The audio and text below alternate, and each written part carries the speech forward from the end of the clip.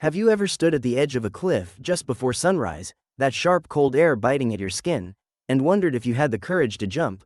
Not because you aren't afraid, but because everything inside you says this is the moment that won't come again? That's how I feel looking at crypto right now. Everyone is screaming bear, bear, bear. Bitcoin down heavily, Ethereum down significantly. Chainlink, once the golden thread weaving together the web of DeFi, down dramatically from its last cycle peak. And Cardano, Avalanche, Sway, all gutted and raw. No new bull market in sight. No comfort in the numbers. Only the ache of possibility, thick as the morning fog on a winter shore. If that resonated with you, if you've ever found yourself searching for that faint glimmer in the dark, you're exactly where you need to be. Before we dive in, make sure you subscribe to Crypto 101 Central, so you don't miss the next chance hiding in plain sight. Click that little bell to feel the pulse of each new story as soon as it drops. Don't let opportunity slip by in the noise and the fear. Let's start with two headlines that, for me, felt like the tremors before an earthquake.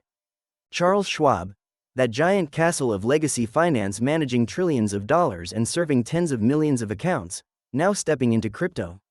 Schwab is launching direct Bitcoin and Ethereum trading for its clients. Not a rumor, not a test balloon. Their CEO confirmed it.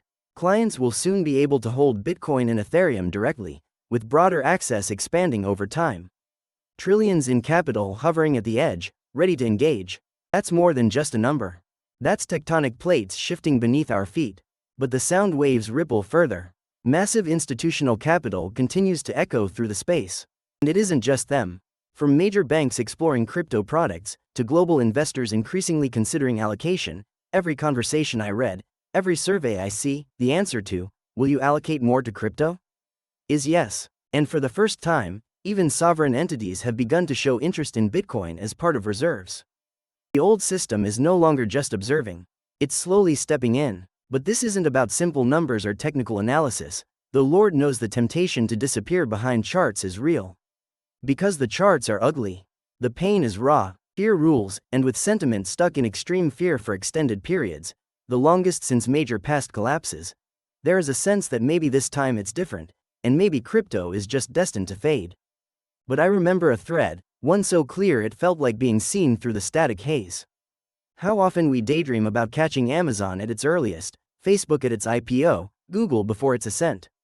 And yet, here is crypto. Down, battered, but stitching together the architecture of a new financial world from the bare earth. The best entries never felt comfortable. Buying early tech felt absurd. Buying after crashes felt like gambling. But the discomfort is what made those moments golden. That message, that idea, is the heartbeat for everyone holding on through this winter. The moments we doubt ourselves most, when the noise is overwhelming, when nothing on the chart looks encouraging, those are the silence before the crescendo. Let's focus, for a second, on Chainlink. It's not hyperbole to say that Chainlink is a core piece of infrastructure within crypto. The chart looks bleak, it's rough, deeply negative compared to past highs. But that means that hope, not certainty, is the last defense of the bold.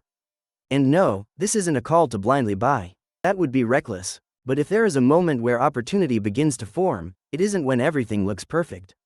It's when doubt is strongest. Now, let's walk through these bruised and battered altcoins together. Cardano, heavily down. Avalanche, even more so. Sway, still early in its cycle, trading far below its highs but already attracting attention. Have we learned nothing from the old stories? Early-stage tech giants were once dismissed, underestimated, ignored. Only in hindsight do they look obvious. But what about the short term? Spot Bitcoin ETFs recently saw a return of inflows after months of outflows. This is one of the first positive signals in a long time. It's not a guarantee. There will be volatility. But this, too, is a pulse, irregular, unpredictable, but alive. Hit the like button if you feel this, if you know the tension between terror and ambition. Share in the comments. What do you see, standing on this edge? Are you gripped by panic, or are you searching for that stubborn ember beneath the ash? Let's return to the big picture. Analyze the total crypto market cap, a panorama of despair and possibility.